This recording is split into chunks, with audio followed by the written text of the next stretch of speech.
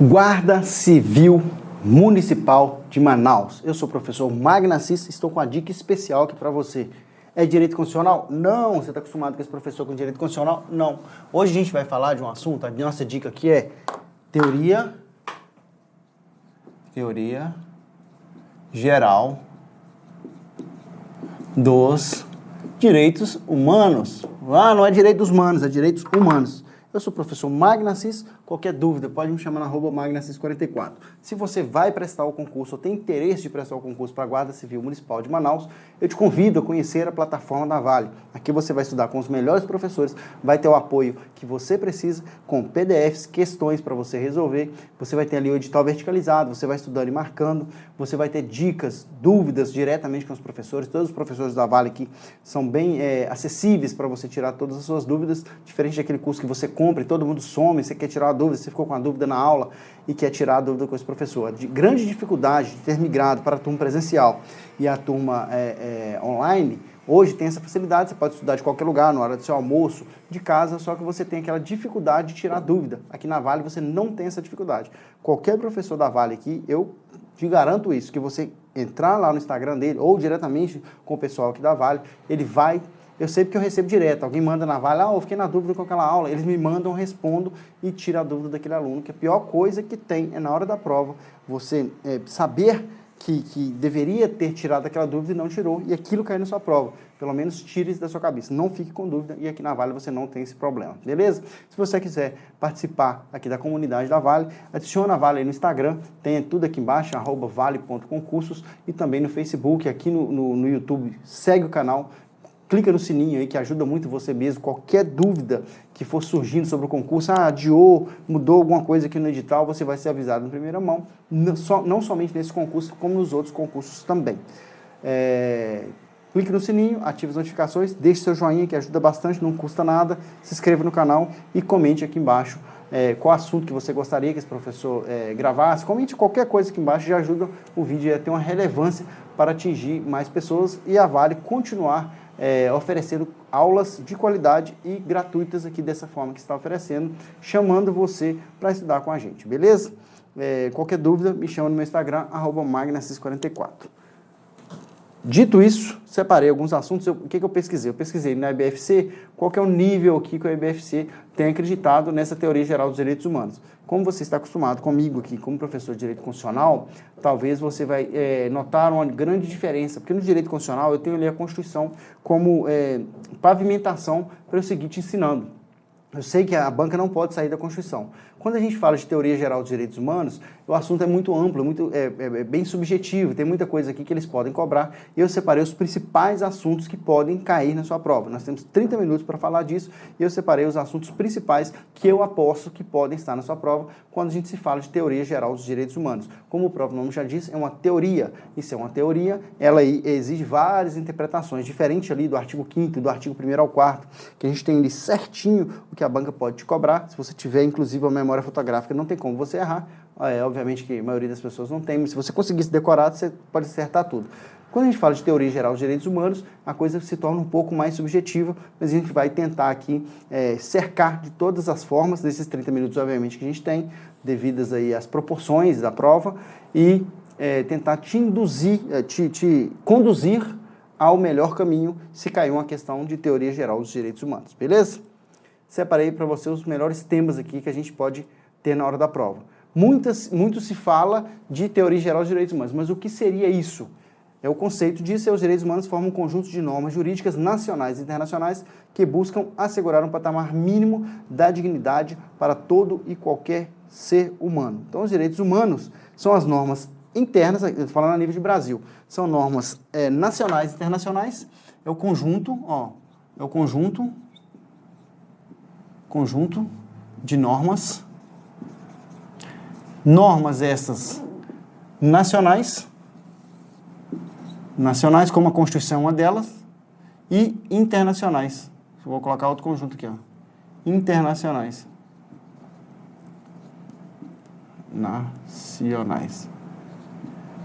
Esse conjunto de normas eu chamo dos direitos humanos. Então, os direitos humanos visam o mínimo do indivíduo. Por que foi criado os direitos humanos? A gente vai ver logo em seguida, mas eu quero que você já coloque isso na sua cabeça que os direitos humanos, por isso que muita gente fala assim, os direitos humanos é somente para bandidos, sei o quê. Quando o policial prende alguém, os direitos humanos vêm em cima da polícia, mas quando a polícia sofre alguma coisa, os direitos humanos não vêm em cima não vai em cima da pessoa que fez a coisa contra a polícia. Vamos entender isso aqui, sem discussão política, sem nada, só para você entender, para você fazer na hora da sua prova. Aqui não cabe a minha opinião, aqui cabe o que a prova pode te cobrar. A opinião desse professor é irrelevante nesse assunto. Eu quero que você entenda isso aqui. Então, os direitos humanos, a criação dele, a história, a gente vai ver isso aqui, ele visa garantir uma dignidade mínima, como o próprio nome já diz, dos humanos. Essa dignidade mínima visava, quando foi criado, os desmandos contra os desmandos do Estado. Estado aqui com letra maiúscula, tá? Porque a gente está falando aqui do Leviatã, da força maior aqui. Então, os direitos humanos, ele é para garantir ao humano, ao cidadão, aquela pessoa, o mínimo de que o Estado pode cobrá-lo. O Estado não pode prender ninguém sem o devido processo legal, se a pessoa não tiver em flagrante, se não tiver ordem judicial. O Estado não pode torturar. Isso o Estado tem que dar a nacionalidade, tem que dar condições mínimas de sobrevivência. Os direitos humanos, então, é uma barreira, porque o Estado, vamos colocar isso aqui, ó. O Estado, ele é grande. O Estado, ele é grande aqui, ó. Esse é o Estado. E esses são os indivíduos, os humanos. Os Estados é uma construção, o Estado é uma construção que se buscou para viver melhor em sociedade. Esse Estado, em algum momento, ele pode ser opressor. Ele pode separar um indivíduo desse aqui, por qualquer motivo, ou talvez esse indivíduo falou mal desse Estado. Aqui a gente está falando aqui de um Estado, pode ser um Estado autoritário. Pode ser uma democracia? Pode ser um Estado autoritário. Esse cidadão falou aqui do Estado, ó, o balãozinho dele falando aqui, ó. O que com esse Estado aqui, o governante ou esse Estado vai fazer? Vai mandar prender esse cara aqui só porque ele falou mal do Estado. Vai lá e vai torturá-lo até ele entregar quem são os comparsas dele que estão insurgindo contra o Estado. Então, os direitos humanos é essa barreira entre o Estado e as pessoas. Os direitos humanos visam garantir o mínimo. Então, os direitos humanos vão vir nessa linha de garantia de mínimo. Então, o que você observar na declaração, principalmente na Declaração Universal dos Direitos Humanos, vai estar sempre vindo nessa linha. É uma carta internacional que visa garantir o mínimo entre a pessoa e o Estado que é forte. Fala com o Estado assim, ó, aqui você não pode cruzar essa linha, não pode torturar o cara, não pode deixar ele ali numa cadeia, sem comida, não pode deixar ele sem uma nacionalidade, não pode negar o básico para ele. Então, é aquela linha que o Estado, mesmo sendo forte, não pode cruzar. Mesmo sendo uma monarquia, mesmo sendo uma autocracia, mesmo sendo uma teocracia. Então, visa garantir ali o mínimo do cidadão, isso de forma internacional. Aí ele é vinculado, a gente vai ver isso aqui, que nem sempre o Estado assina um tratado, mas isso pode ser levado à corte, mesmo se o Estado não assinar esse tratado. Então é o mínimo. Tem um Estado ali que está torturando os indivíduos, isso pode ser denunciado e isso aí pode ter sanções. Talvez não consiga ali prender aquele líder, porque ele está no país dele, o país é soberano, mas consegue ali colocar sanções comerciais que visam forçar aquele governo, aquele Estado, a agir de forma mais digna com os humanos. Por isso que existem os direitos humanos, essa barreira. Dito isso, vamos aqui na nossa próxima observação. A primeira é o conceito, que eu já falei aqui. O segundo, as características, historicidade, que quer dizer que os direitos humanos não surgiram do nada, vem uma história. Primeiro, buscou-se os direitos mínimos, o direito à vida, o direito do Estado não é tirar a vida de outra pessoa. Essa história vem ao longo evoluindo, os direitos de primeira geração, os direitos de segunda geração, que a gente vai ver logo em seguida. Universalidade, ou seja, vale para todas as pessoas, independente daquele Estado ser ou não assinante de um tratado internacional que versa sobre direitos humanos. Não garante que a pessoa vai ter esses direitos, mas o que ela pode é pleitear esses direitos. Exemplo, Suponhamos que a pessoa está lá num país que é muito autocrata, exemplo, Coreia do Norte, um país muito fechado. Ela tem o direito aos direitos humanos. Se ele vai ser observado, aí vai depender do caso concreto, pode ser feita uma sanção se descobrir que naquele estado que é fechado, que não tem ali acesso das outras pessoas, que os seres humanos estão sendo degradados fora das leis dos direitos humanos, pode haver sanções contra esse Estado. Isso aí, inclusive, já fez com que Estados recuassem por sanções econômicas. Outra coisa, além da universalidade, temos a irrenunciabilidade. Ou seja, alguém não pode virar e falar assim, eu renuncio da minha vida, o Estado pode fazer o que quiser comigo. Ele é irrenunciável, até porque alguém que ninguém em sã consciência deixaria, por exemplo, o Estado torturar essa pessoa. Por que existe essa irrenunciabilidade? Para evitar que alguém assine um papel ali dizendo o seguinte, ó, eu autorizo o Estado a me torturar. Então ele não pode renunciar aos direitos humanos, que são os direitos mínimos. Alguns direitos seus você pode renunciar. Eu tenho propriedade, posso renunciar e dar para os pobres? Posso. Agora, eu não posso, por exemplo, renunciar à minha vida. Eu posso falar assim, ó, você pode me matar e você me matar. Porque um direito à vida é um direito irrenunciável. Eu não posso renunciá-lo. Inalienabilidade, ou seja, ele não pode ser posto em garantia. Não posso, por exemplo, falar assim, ó, se eu não te pagar, você pode me dar um tiro. Não posso falar isso, porque o direito à vida é um direito inalienável. Não pode ser colocado ali como garantia, não pode ser renunciado, não pode ser transferido para ninguém. Um ser humano não pode ser proprietário de outro. Por que agora isso é tão clichê falar isso, tão normal? Mas na época da escravidão, por exemplo, o direito à vida daquela pessoa era alienável, ou seja, uma pessoa poderia ser vendida para outra. Então, direitos humanos não podem ser alienados, não podem ser transferidos para outra pessoa.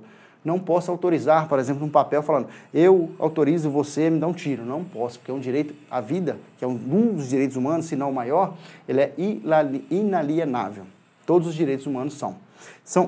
A imprescritibilidade, ou seja, aquele Estado feriu os direitos humanos, pode passar o tempo que for, que é um direito que não prescreve. Ah, professor, isso está na Constituição? Lembrando que eu disse, a gente não está falando de Constituição, estamos falando aqui de teoria geral dos direitos humanos. Os direitos humanos são imprescritíveis. Isso está na Constituição? Não. Na Constituição, os direitos imprescritíveis, os crimes imprescritíveis são outros.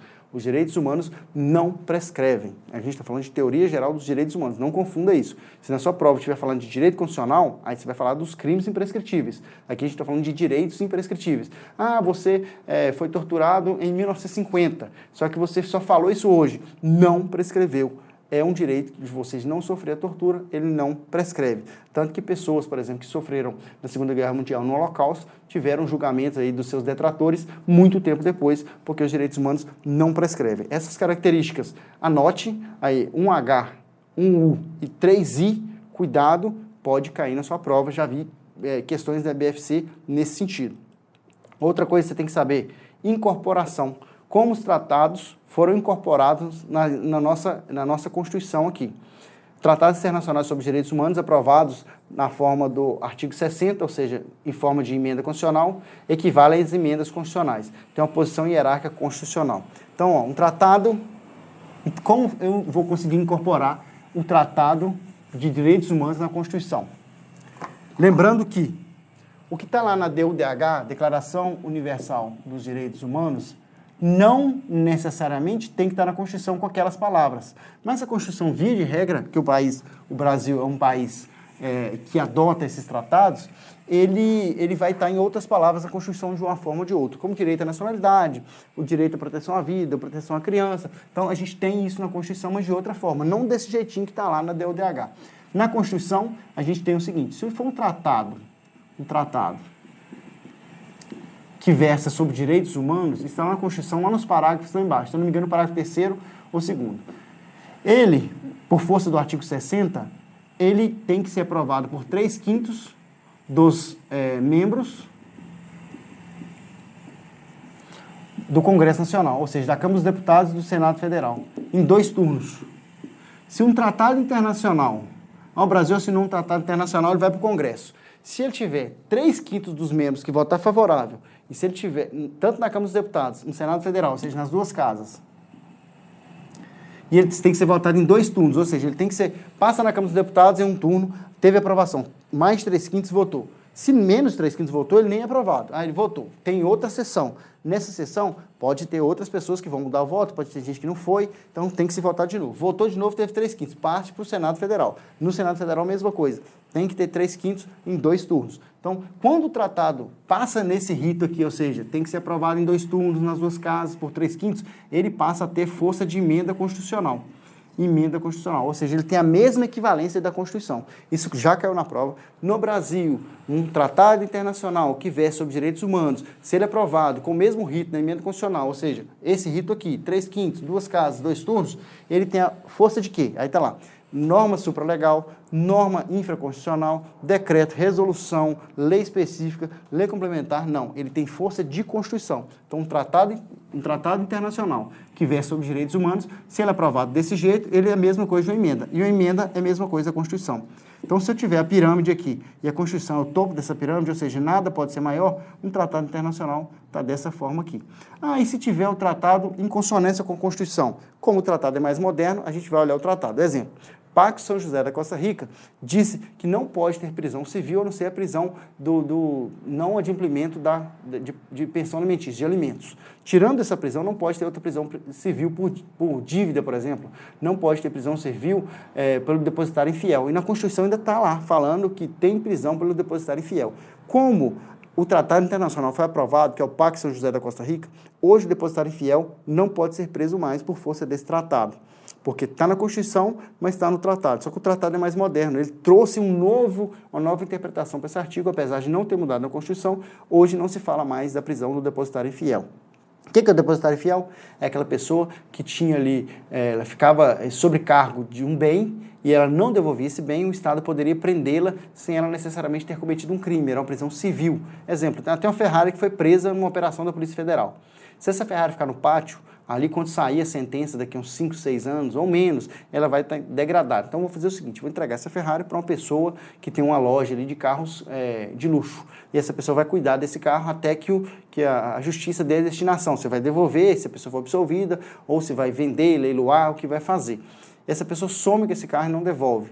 Antes, essa pessoa poderia ser presa, um depositário infiel, uma pessoa que ficou com um depósito, mas não devolveu. Por isso que tem o nome depositário, que ela teve em depósito, e ela é infiel porque ela não devolveu. Antes poderia, na Constituição ainda está assim, só o Pacto São José da Costa Rica disse que não pode mais, então a Constituição hoje não é aplicada nesse caso, para você ver a força de um tratado internacional que versa sobre direitos humanos. Ele tem o condão aí até de reformar um artigo, um inciso da Constituição, que ele tem o mesmo status, pois foi aprovado da mesma forma de uma emenda constitucional. Dito isso, qual nossa próxima observação? Estou andando mais rápido aqui porque tem muita coisa para a gente falar. Sistemas de proteção. Como vai garantir que os direitos humanos sejam respeitados até por aqueles países que não assinaram esse tratado? A ONU, a Organização das Nações Unidas, é responsável pela coordenação do sistema global ou universal dos direitos humanos. Então, quando se fala de mundo, a gente fala de ONU. Então, vamos falar agora da nossa realidade aqui. Temos aí a Organização dos Estados Americanos. A gente tem a organização também na Europa, mas a gente vai falar do nosso aqui, que a maioria das questões cai ou da ONU ou da OEA, que é a Organização dos Estados Americanos. É responsável pela coordenação do sistema regional americano. Regional americano envolve aí todas as Américas, a América do Sul, a América Central e a América do Norte. Então, nessa OEA, que é a Organização dos Estados Americanos, a gente tem aí até alguns julgamentos, inclusive o Pacto São José da Costa Rica, que Costa Rica é um país aí da América Central, que foi vinculado para todos os países que assinaram, principalmente os países da América. A gente vai desmistificar agora o que é o sistema interamericano. Agora a gente sai do mundo, da ONU, e vem aqui na OEA, que já tem chance de cair na sua prova. Os Estados Americanos, Estados aí está com letra maiúscula, porque são os países que compõem, né, toda a América, tanto do Norte quanto Central quanto do Sul, adotaram uma série de instrumentos internacionais que se converteram na base de um sistema regional de promoção e proteção dos direitos humanos, conhecido como Sistema Interamericano de Direitos Humanos. Aí alguém pode perguntar na prova, o Brasil se submete desde que ele faz parte, desde que ele assina esse tratado, ele se torna aí, desde que é assinado de forma vinculante. Deixa eu explicar para você. Os direitos humanos, como está lá na DUDH, não tem efeito vinculante. Ninguém pode falar assim, na DUDH está desse jeito, eu quero isso. Mas a partir do momento que tem um tratado internacional e o Brasil assina esse tratado e ele passa aqui nesse rito, aí a pessoa pode pleitear. Ele tem um sistema, o condão vinculante, ou seja, os tribunais, a justiça é obrigada a determinar de acordo com o tratado que foi aqui homologado, foi chancelado pelo Congresso Nacional. Então, a partir desse momento que o Tratado Internacional vem para o Brasil e tem essa chancela, ou seja, é votado dessa forma, a pessoa pode pleitear. Exemplo, se tivesse um depositário infiel preso, ele poderia falar, o Brasil assinou um tratado, esse tratado tem aí força constitucional, então eu quero que solte o meu cliente, o advogado no caso. Beleza? Um habeas corpus poderia ser impetrado dessa forma tranquilamente, porque passa a ter efeito vinculante. Vinculante é obrigatoriedade da justiça aplicar. Antes disso, é só uma recomendação, não tem força vinculante. Os direitos humanos não têm força vinculante, a não ser que eles são observados, assinados de acordo com esses critérios que eu disse aqui, beleza? Para você, Sistema Interamericano, através da OEA, que é a Organização dos Estados Americanos, foram criados 2 órgãos destinados a velar para sua observância. A Comissão Interamericana dos Direitos Humanos e a Corte Interamericana dos Direitos Humanos. Então, essas duas, a Organização dos Estados Americanos tem essas duas pastas, a pasta da comissão e a parte da corte. A parte da corte, como o próprio nome já diz, ela vem no julgamento. A gente vai entender essa aqui também. Espero que dê tempo de a gente chegar no final dessa aula falando sobre isso. A comissão. Qual que é a função da Comissão Americana? Promover a observância e a defesa dos direitos humanos e servir como órgão consultivo da Organização dos Estados Americanos nessa matéria. Então, como o próprio nome já diz, a comissão tem o caráter... Eu vou fazer um esquema aqui para a gente não se perder nisso aqui. Isso aqui pode cair na sua prova. Está dentro da teoria geral dos direitos humanos. Temos aqui a ONU.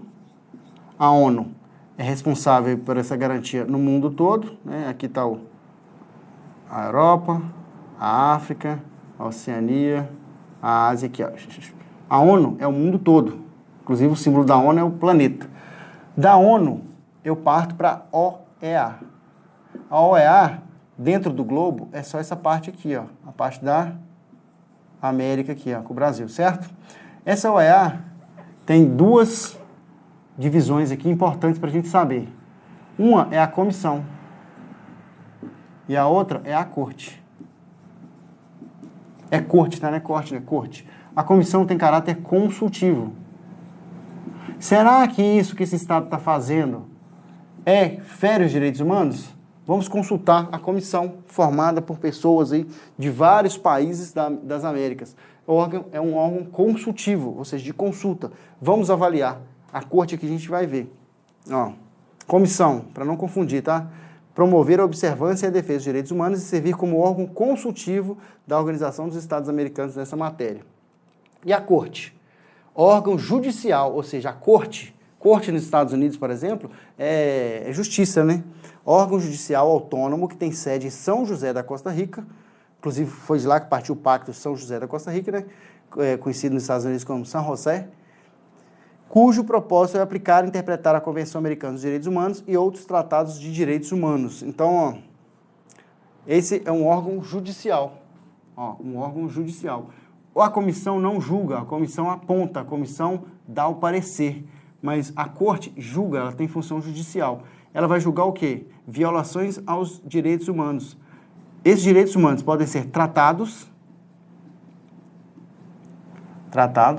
da OEA, da organização, ou tratados da ONU ou de outras organizações em que esses países deram um acordo. Então, a pergunta é, comissão, consulta, corte julga. Essa corte tem que julgar somente os tratados da organização? Não. Ela pode julgar outros tratados também, desde que versem sobre direitos humanos. É isso que está falando aqui no conceito. Interpretar a Convenção Americana dos Direitos Humanos ou outros tratados de direitos humanos. Não necessariamente da OEA. A convenção tem que ser respeitada, mas ela pode aí, julgar um Estado, por exemplo, ou um ditador, ou alguém que tenha violado esse direito, de acordo com a convenção da OEA, ou também alguma convenção, por exemplo, da ONU. Então, não está distrita. Já vi uma questão que pergunta se a Corte Interamericana deve somente julgar baseado na Convenção dos Estados Americanos. E não, ela pode aí julgar com base em qualquer outro tratado que seja assinado mundialmente. A gente tem tratados aí, vários tratados, não somente na OEA.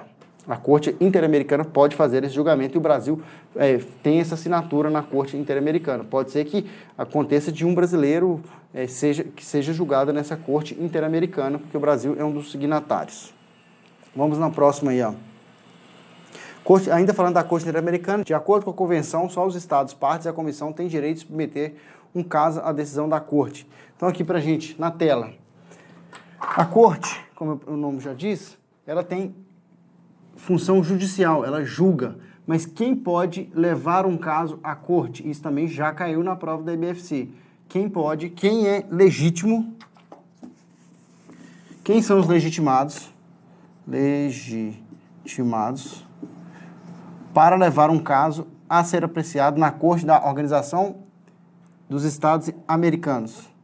Quem pode é somente a comissão, como o próprio nome já diz, a comissão ela é consultiva, e também os estados que sejam membros, os estados membros. Não é qualquer um que pode levar, não. Então tem que ser iniciativa da própria comissão ou iniciativa de algum estado membro para que esse fato seja apreciado na Corte. Entendido isso aqui? Só os estados parte, ou seja, estados membros.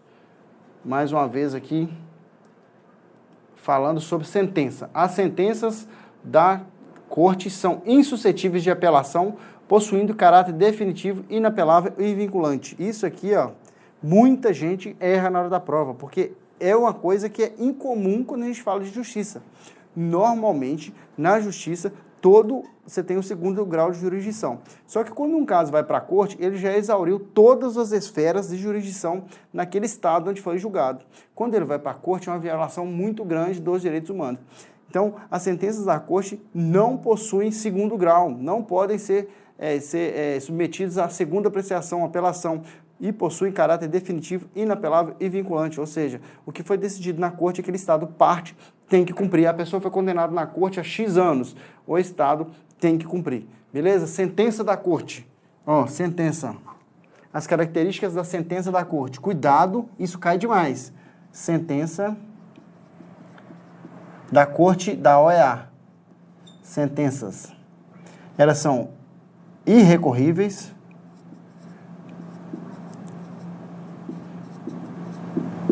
ou seja, não possui apelação, tem sistema vinculante, ou seja, o Estado e não podem apelar, não pode apelar, ou seja, não pode entrar na segunda instância, beleza? E tem caráter definitivo, o próprio nome já diz aqui, vinculante, também o caráter definitivo. Cuidado com essas observações sobre as sentenças, que é muito comum cair na prova e o candidato achar que, não, peraí, tudo na justiça tem apelação, então a sentença da corte foge à regra comum, beleza? Mas aí, para a gente terminar essa nossa dica. A história. Ao longo da história, a noção de dignidade da pessoa humana e seus direitos deve ser grande parte da dor física e ao sofrimento moral da humanidade. Como eu já disse no início da aula, eu quis colocar essa questão da corte primeiro, porque é onde caem mais as questões. A questão da história aqui é mais subjetiva. Dignidade da pessoa humana, a validade dos direitos humanos depende da positivação em constituições, leis e tratados internacionais, justamente pela exigência de respeito à dignidade da pessoa humana e que se impõe a todos os poderes constituídos, oficiais ou não. É isso que eu estou querendo dizer. Mesmo que o país não tenha positivado, ou seja, colocado na sua Constituição os direitos humanos, ele pode não ter caráter vinculante, mas ele pode sofrer algumas sanções até que se respeite os direitos humanos. Obviamente que a Corte não tem jurisdição dentro daquele país que não é um país, daquele estado ou país que não é parte, mas ela pode ali juntar com os outros países e oferecer algumas sanções àquele país que não está cumprindo. Outra coisa, referências históricas. Apesar de algumas referências em períodos anteriores, a evolução histórica dos direitos humanos começa aí na Idade Média, a se discutir ali o direito do homem, o direito de ir e vir, o direito do humano, com as primeiras instituições que buscavam limitar o poder político. Então, os direitos humanos surgem nessa necessidade, como eu já disse no início da nossa dica aqui, da necessidade de diminuir o poder político para que os estados, principalmente os estados aí, autocráticos, não influenciassem nos direitos dos humanos. É o básico aí para que se possa viver em sociedade de maneira harmoniosa. Ainda estou falando sobre referências históricas.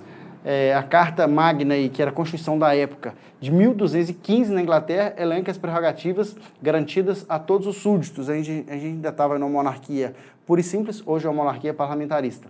Referido o conhecimento de direitos importa clara limitação de poder. Ele limitava justamente o poder do monarca, o poder do rei, em 1215. A gente está falando aí antes do descobrimento do Brasil para os portugueses.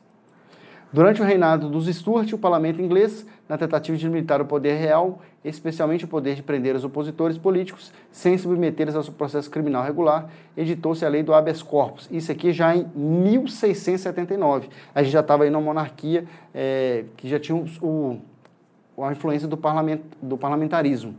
Em 1215 ainda não, mas em 1679 sim, com a definição de garantias específicas em caso de violação dos mesmos. Então a gente garantia ali primeiro o direito de ir e vir do cidadão, para que o rei não pudesse prender de forma arbitrária as pessoas que não concordavam com ele. Então em 1679 a gente já tem aí essa lei do habeas corpus. E hoje o habeas corpus é positivado na Constituição, né? O habeas corpus é o direito de ir e vir sem o Estado te prender por outros motivos. Aí a gente ainda tem 1689, pouco tempo depois, a Declaração dos Direitos Humanos, que é o Bill of Rights, que institucionalizou a divisão dos poderes, ou seja, uma forma da organização do Estado cuja função, em última análise, é proteger os direitos fundamentais da pessoa humana. A Declaração da Virgínia, que vem depois, em 1776, constitui o registro de nascimento dos direitos humanos na história. Então, 3 marcos para você lembrar, principalmente os últimos 2 que eu falei. Os outros, na verdade, 4, e os últimos 2 são mais importantes. A Carta Magna na Inglaterra, aí dos súditos, um rei propriamente dito, já coloca ali o mínimo que o cidadão deveria para viver. Em 1679, o habeas corpus foi criado na Inglaterra.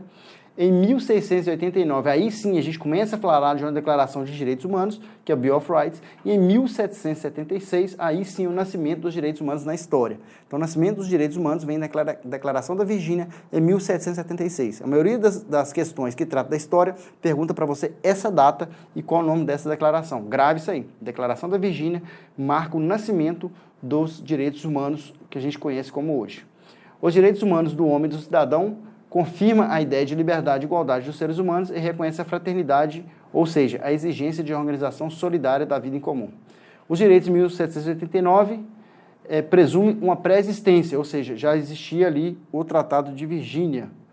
Esses direitos derivam da natureza humana, são naturais, são direitos abstratos do homem e não apenas de franceses ou ingleses. Aí se começa a pensar aí, em 1789, o que difere um pouco dessa Declaração de Virgínia é que em 1789 começa a se discutir que esses direitos não deveriam valer somente ali na Europa, nesses países mais desenvolvidos. Deveria qualquer pessoa que tivesse sua dignidade humana. Isso aqui, para a época, é muita coisa, que a gente está falando aí de uma sociedade ainda bem escravocrata. Esses tratados em 1789 visam justamente discutir essa questão, principalmente aí da venda de pessoas, de seres humanos, da escravidão. Por isso que começou-se muito a cogitar essa possibilidade que esses direitos deveriam ser difundidos no mundo todo. A gente está falando aí do mundo ainda não totalmente globalizado como a gente se vê hoje. Então, uma coisa nascia em 1789 demorava muito tempo para repercutir, para reverberar no mundo. Dito isso, a gente chega no final aqui, infelizmente, da nossa dica. Qualquer dúvida sobre esse ou outro assunto, pega uma aula aqui sobre direito constitucional, faz o link dessas duas, pega questões sobre isso. Ficou na dúvida, @magnacis44 ou me chama aqui no canal da Vale. Um abraço, professor Magnacis, espero que você faça uma boa prova, conheça a plataforma da Vale, se inscreva no nosso canal, dê o joinha, quer conhecer os simulados, quer conhecer aí os PDFs, quer conhecer tudo que você pode adquirir, curso de questões, as nossas aulas aí, todas elencadas de forma categorizada, você pode aí tirar dúvida com o professor, você vai ter todo o aparato para você passar na Guarda Civil Municipal de Manaus. Um abraço, professor Magnacis, fiquem com Deus, até o nosso próximo encontro.